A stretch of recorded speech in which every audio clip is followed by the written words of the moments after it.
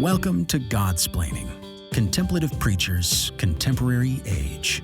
Each week, join the Dominican friars as they consider all things Catholic. Welcome to Godsplaining. I'm Father Jacob Bertrand, and today I'm here with Father Gregory. Father Gregory, how you doing? How are things? I'm doing well. Life proceeds apace, so looking forward to the episode. Awesome. And today is Monday, so we are joined by our guest here on Guestsplaining, Bishop Bill Byrne of the Diocese of Springfield, Massachusetts. Bishop Bill, thanks so much for joining us, for being on the episode. We really, appreciate you being here with us. Sure, it's great to be here. I love to hang out with Dominicans whenever I can. Yeah, that's great. I guess you've had a sort of, I was going to say a long history. I was maybe thinking a storied history, but certainly a history with Dominicans. You were a DC native and a priest for the Archdiocese of DC, and had the privilege, I guess, or the burden of dealing with many of our guys in formation. So especially at St. Peter's on the Hill. I'm an Angelicum grad. That's right. Yeah, Angelicum as well. So for better or for worse, I've been surrounded by I was quarterback of the football team for a long time. At the end, I didn't know that. Yeah, I was a quarterback, star quarterback. Oh, that's awesome. Yeah, that's really great. That's really great. Well, good. Again, thanks so much for being on the episode with us, for taking the time to be with us. I guess, perhaps better than my saying things about you and who you are, if you wouldn't mind telling our listeners just a little bit about yourself, get us up to speed. That'd be great. Sure. I'm one of the youngest of 8 kids from suburban DC, McLean, Virginia.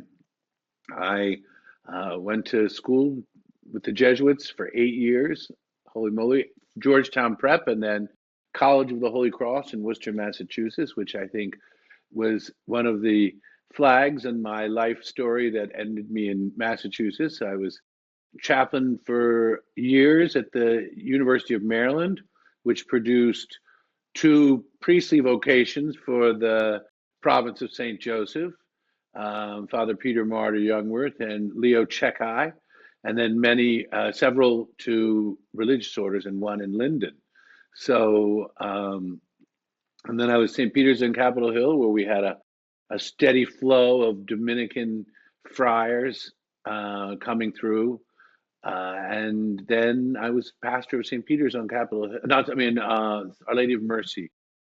For 6 years, I was on Cardinal Wuerl's staff as Secretary of Pastoral Ministry and Social Concerns. So, and then randomly, October 2nd, 2020, the phone rings and I don't recognize the number. I let it go to voicemail. And then I call back when I hear this and it says, "Hello, Father Bill Byrne. This is Archbishop Christophe Pierre. Please call me at your earliest convenience." And so my hand started shaking, and then I found out that I was being named by the Holy Father to come to Western Massachusetts, beautiful, magnificent Western Massachusetts, where I've been here for a little over a year. That's great. I guess, if you didn't call back, I guess you would have stayed in DC. They probably wouldn't have pursued things any further, right? Is that kind of how that works? I think you just ignore it. Have to return the call. Actually, no. Text them back. If you say no, there's a whole process. You've already been appointed by the Holy Father. So you then have to be dispensed from that appointment at a later time. So it's not like the Holy Father's like waiting, like, oh, I hope he says yes. He's already determined that you're going there. And so that then there's a whole unravel process. Apparently, that's what I hear. Gosh, I don't know. I had no clue. One of the privileges, I guess, of being a religious is, there are bishops who are Dominicans and other religious, but it's far less common. And we have a good tradition of I guess, saying no to the episcopacy. So I don't know if that's a good thing. It's secret. That's true. That's true. Mm-hmm. I guess it's a secret. People make things up, so you can make things up too. I think that's how that works. So, yeah. Well, what we wanted to talk about today with Bishop Byrne is kind of, a question or a thing that I know I have, been encountering with people with sometimes in vocation work. Men who are trying to discern whether or not the Lord is calling them to Dominican life, or just young adults finishing college, entering the work world, professional life, young professionals, whatever label, everything has a label, but whatever label it is. But basically trying to find Catholic community post-college, trying to find places where they fit in, where they can fit in, and basically how to like invest in a parish Catholic community. So Bishop Byrne, I'm sure you know, but he himself knows, but has a reputation of really revitalizing and bringing to life and sort of reinvigorating a lot of the places where he's been. So you mentioned being at the campus ministry at UMD, and then at St. Peter's on the Hill, and St. Mary's or Our Lady of Mercy, in Potomac. And each place has left a sort of, and then their work with the Archdiocese here in DC has left a sort of impression of vitality and drawing people in. So we wanted to talk about that, about this sort of common experience among young Catholics after leaving college, trying to find places where they fit in. So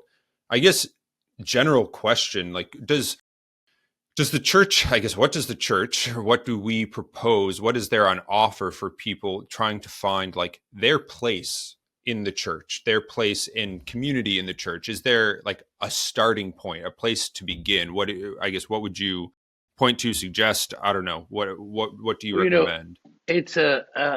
It's a challenge, but it's a geographic challenge. I mean, it's different in each place. In Washington is a destination where you're going to have people coming to work on the Hill or interns. There's a whole bunch of university life. And so to find, there's an active young adult ministry within the Archdiocese. So to be able to find and connect is a little easier if you're in a geographic location where a lot of young people go. It's a challenge no matter what, because you leave your camp. Let's say you were active in campus ministry and you had the focus missionaries, and there was a place you could stop in basically 24 hours a day and hang out with other young Catholics, and then all of a sudden you're launched into the world. And so the key is to search and find out, social media, whatever, to find out what is available in that area. And certainly in Washington, it's not as hard to find as it is in other parts of the country.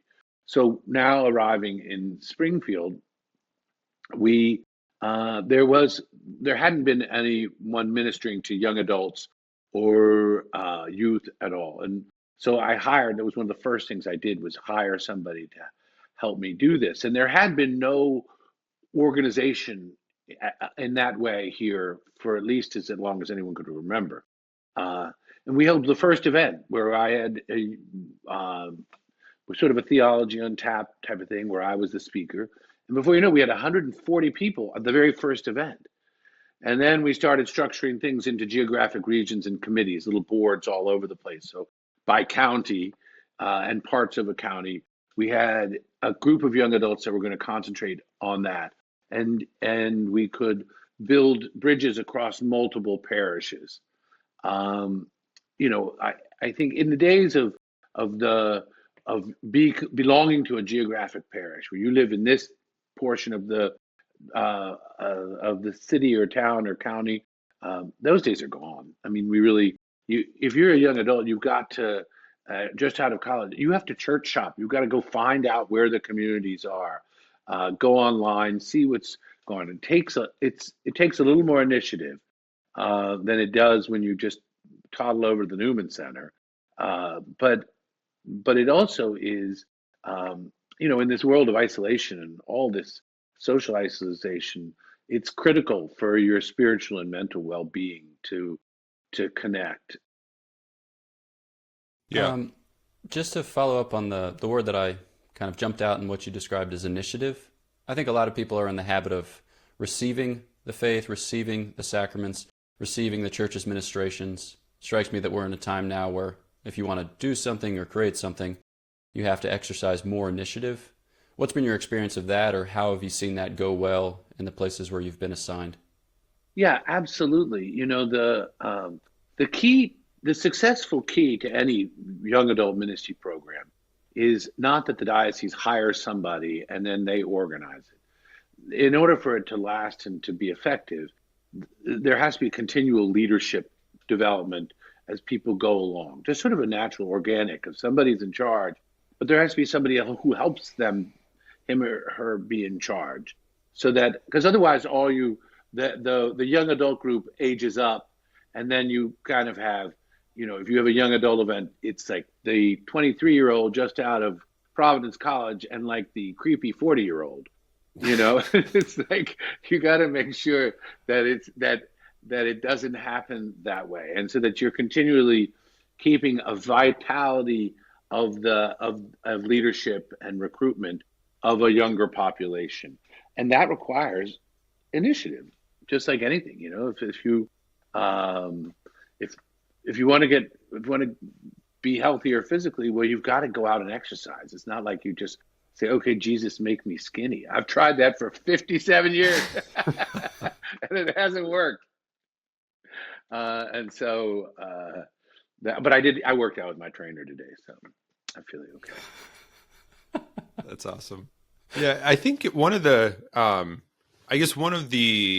don't know, things that kind of in thinking about this and in thinking about initiative questions in sort of responsibility with that initiative, it comes up. And because you hear sometimes, well, I've tried this parish and there's nothing going on there, or it's just, from a young person, it's just older people, or from older people, there are no young people in the parish.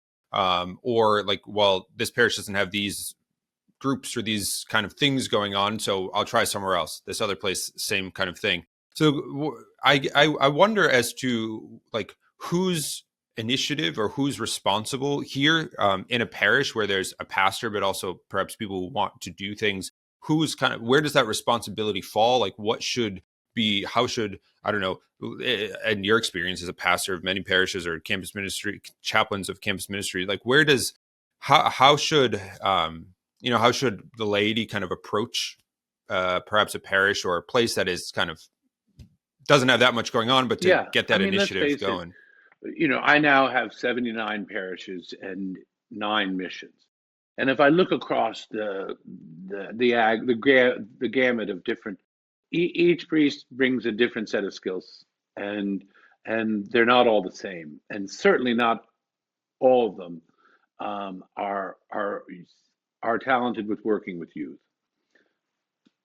And so if there is nothing at the parish, you can either look for places that have it, or you can go and meet with the pastor and say, is it okay if I try to do some programs here, a Bible study for young adults, or whatever the activity would be,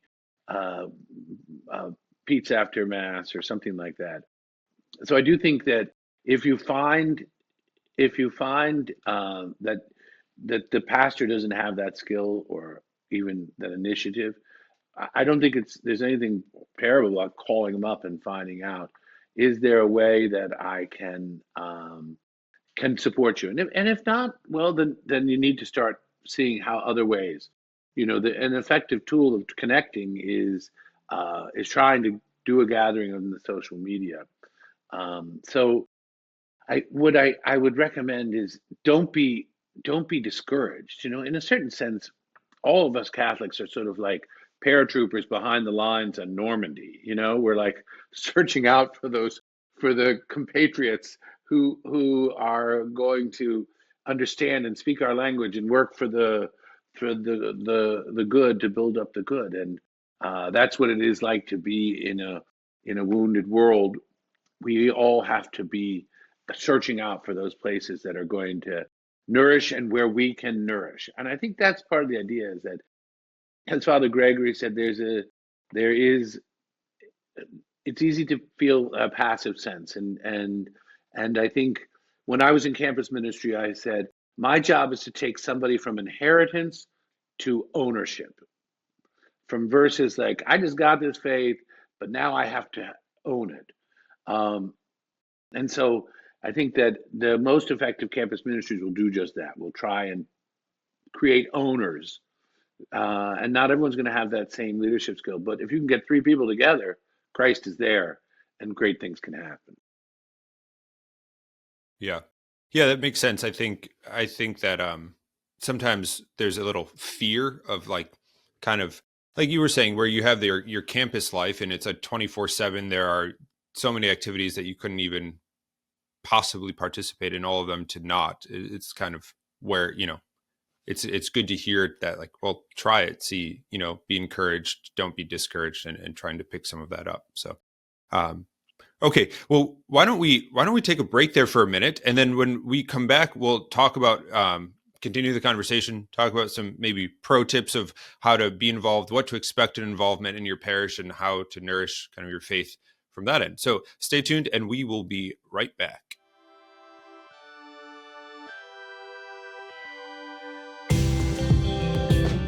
You are listening to Godsplaining. Visit us at godsplaining.org to listen to our episodes, shop our store, and donate to our podcast. All gifts go to improving the podcast and bringing the gospel to more listeners. Thanks for your support. Welcome back to Godsplaining. Father Jacob Bertrand here with Father Gregory and Bishop Byrne, the Bishop of the Diocese of Springfield, Massachusetts. We've been talking about how to get involved in your parish, investing in your parish, especially for, I guess, young adults, young professionals who have had a particular or unique or whatever experience on campus, and then kind of returning to, I don't know, I guess, normal living, adult living, how to find that niche and find that community in your parish. So we're going to continue with the conversation. Father Gregory, you were starting to say something before our break. So just a thought here. I think a lot of Catholics experience a kind of tension between new things that are bearing fruit and then old things which might not be bearing fruit, but maybe bore fruit in the past or could bear fruit in the future. Concretely speaking, I think a lot of folks, when they're choosing a parish, they want to be in a place where the liturgy is beautiful, where the sacraments are celebrated with a kind of dignity, where the music is good, where the preaching is good, where the community is good, right? But there's a lot of fluidity in church structures, and so sometimes folks find themselves jumping around, and maybe they feel, I don't know, like they're abandoning a thing that's close to home that they could invest in, that they could make more excellent by their presence. So, in this tension of kind of continuity and spontaneity, or establishment and innovation, what would be your counsel for those who are looking to make a difference? I mean, first to grow in their faith, but also to make a difference in the lives of others who want to grow in their faith?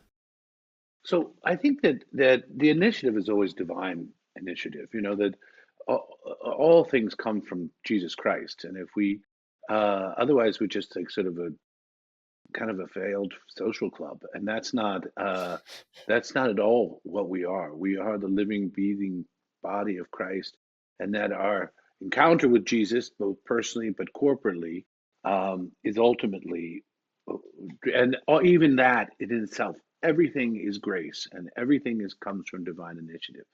So any decision made apart from that, whether one's discerning whether I'm supposed to be part of this community or join that community, or how the Lord has wanted me, should come from a time spent in front of the Blessed Sacrament, regular reception of the Eucharist. When I was on St. Peter's on Capitol Hill, I did this thing where I basically did a town hall meeting just to sort of set some basic goals and try to get anybody we could into the conversation of where we were succeeding, where we had vitality, and where we needed to grow. And one of the things that sort of surfaced in this large group, unplanned type of process was that they'd like to be more multi-generational events in the parish. So it's like, okay, that's a pretty easy goal, because you know what that's called? A cookout. It has a keg of beer. It has young adults cooking hot dogs and hamburgers, and like older ladies making noodle salad. And as long as you have enough beer, everything's going to be a total success. And it was amazing how we started building multi-generational relationships in that, and more came from that. So the rebuilding or the recreation of a parish just takes an openness to what God's asking of us. I've always said that about 85% of being a pastor is listening. And if you can hear what people, because God's not just speaking to me, he's speaking to everybody in my diocese. And if I can listen to that, then I can probably hear what the Holy Spirit is asking me as the shepherd of the diocese to lead, and then each pastor to do just that. So I firmly believe that if we lose track of the fact that it's all about Jesus and the salvation of souls and the salvation of my souls, then we kind of lose track of the whole thing. And so the more encounters with the Eucharist that somebody has, the more they're going to know what the Lord is asking of them, because he's truly present, body, blood, soul, and divinity. One of the, I guess, things that I often find myself coming up against in conversations, I guess in my own life too, but is a sort of like game of managing expectations of thinking like, well, things should be this way, or I want it to be this way. And turns out it's not, and it probably will never be. But I think it's important, again, I'm thinking in terms of vocation stuff, but to like with discernment to manage, to figure out what it is, how it is that the Lord is going to communicate, and kind of be able to make decisions from that. I think here too, that's something to consider. Maybe the sort of managing expectations of what is the role of the parish, or at least Catholic community in one's life. I think sometimes people underestimate or have too low of expectations of, well, it's just something I do on Sunday, I don't really want to get involved, or too high of expectations, whereas this should really satisfy all of my social needs and demands. And I don't think it's either of those. I don't know if you have thoughts on kind of like, well, what is like a reasonable expectation to bring to the table when you're kind of investing, trying to get some things off the ground, trying to work with the parish community pastor. Like what is a reasonable sort of end game, I guess? And it's probably different in every place, but I don't know. It's kind of having had a radical life change and moving to a whole new place where I have never lived before, and all different people. One of the most common questions that people ask me is they say, how do you like it? And I'm like, that's not even a relevant question. Like, how do I like it? This is where God sent me. I'm going to love it. You know what I mean? I don't really have, this is where I am. And so it's not like I have the luxury of saying, oh, well, I'm sort of figuring things out if I want to be here or not. It's not like I can transfer out. This is where I am. This is my life. And I think in a certain sense that it's not resignation. It's more like trusting.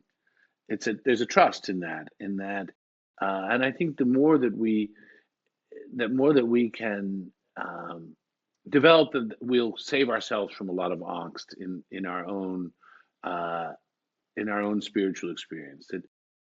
That you may not be where you expected to be, but it's probably where God wants you to be, unless you're in some sort of immoral, horrible situation. So in a certain sense, I think that comes. I don't know if I had been made a bishop at 25 or something, which I would have understood that. Maybe it was just over time realizing that the in between is a place and the not yet is a time, and that where I am is where I'm supposed to be, and I have to find out what God wants me there for. So maybe to think a little end timesy, people who invest in parishes or who invest in ecclesial ministry are sometimes starting a thing, they're sometimes continuing a thing, but some of them are ending a thing. You mentioned the young adult group where, you got a good group of folks, handful of them get married, handful of them enter religious life, some of them become priests or enter seminary, and then you end up with a very changed composition after 5 to 7 years, and maybe it's a little weirder and not as many people want to come, and maybe it's time for a hard reset. It seems like in the life of the church, things have life cycles. Like the universal church won't fail. Christ has promised that, but even local churches fail. Like there were lots of dioceses in northern Africa in the 6th and 7th century, and then by the 8th century there weren't.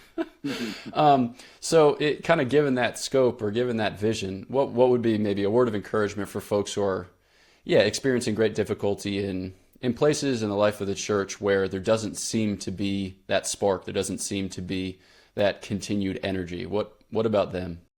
Yeah, I mean that's the diocese. Many of at least my diocese has, we suffered greatly from the abuse crisis, and the church in New England was very closely aligned with power. I mean the archbishops of Boston were kings, and what they said, and I think that was part of how things happened because the church was, back in the 20s, the Bishop of Springfield there was a Rolls Royce factory in Springfield. It was a very successful town, and he was driven around in a Rolls Royce. Like that that that whole snow globe needed to be shaken up, and sometimes, like you said, as things die, then it allows for new growth to happen. Um, and so I think that the key is, and like you said, end times. I think you meant like sort of eschatological. Like we need to be a people of hope, and hope is not just like, oh, I hope the Patriots win. No, no, no. It's about trusting in God when things feel hopeless, as Chesterton said. Hope is when things feel hopeless, uh, and knowing that God's not done. That's what I say constantly here. I say, God's not done with Western Massachusetts.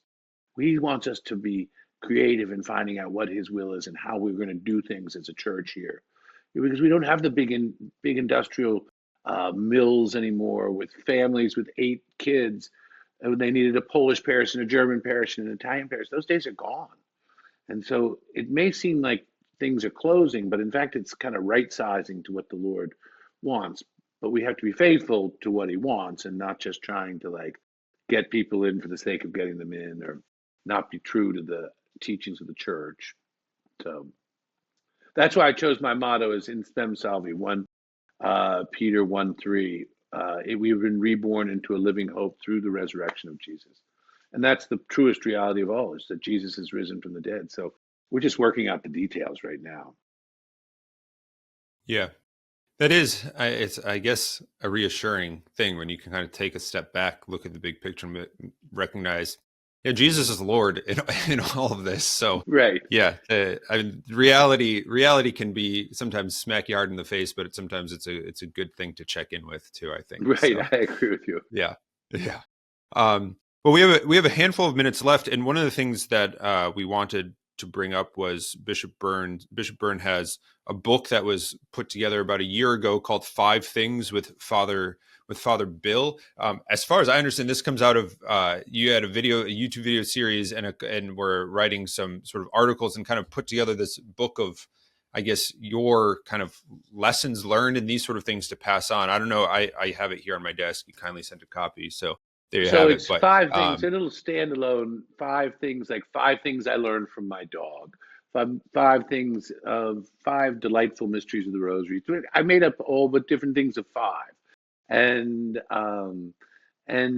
there, each one you can read your own little chapter, pick through what you want to do, and the idea was it presents in sort of an often humorous way, but it actually brings true theology to people to help them understand, and maybe make some of our mysteries more approachable to those who maybe aren't as confident in their theological abilities. So it's meant to be a lightweighty tome. Yeah, and you have a chapter in there. I think it's the last chapter. Is that right? About 5 things that you learned from probably what, your puppy? Is that what it was? It wasn't your My dog, puppy, but who's right around here somewhere, Zelly, named after Saint Zelly Martin, and I have, so she teaches me many lessons. That's great. She is. I know when you were at St. Peter's, you had, remind me, you had a, was it a boxer that you had at St. Peter's? Rue. I had a boxer named That's Rue. right. Yeah. And I had and then she went to doggy heaven, and then friends of mine gave me an English black lab, and and I live in this big house up in Springfield. I'd be rattling around it without it's good. I get up at 6:30 this morning. I'm out at 10-degree weather walking the dog. I wouldn't be doing that if if I didn't have a dog, and it's good. It sort of forces me to not be lazy. Yeah, that's great. And because that's my default. Yeah, well, mine too. You're certainly not alone in that. What am I getting this right? Do you call her your Episcopop? Is that yes. a nickname that you have for her? Yeah. Okay. The Episcopop. Does she have? That's awesome. That's so awesome. That's great. Really good. So if you want to get, I guess, more of Bishop Bill's wisdom, certainly check out his book, 5 Things with Father Bill. He has, I don't know Amazon. if you've been posting on YouTube, on Amazon. Yeah. And it's published by Loyola Loyola. Press. Is that right? Loyola Press. Yeah. And then throughout the years in your time in the Archdiocese of DC have, I think, right, it was while you were in DC, the 5 Things sort of series with some videos on YouTube. So certainly check him out. And there Instagram. Too, if you're, Instagram. I'm on Instagram. Bishop. What's your handle on it? I think it's Bishop W. Byrne. Is that right, Mark? Perfect. Bishop. I think it's Bishop W. Byrne. Well, we'll put a link in the in our description. So we'll definitely do that.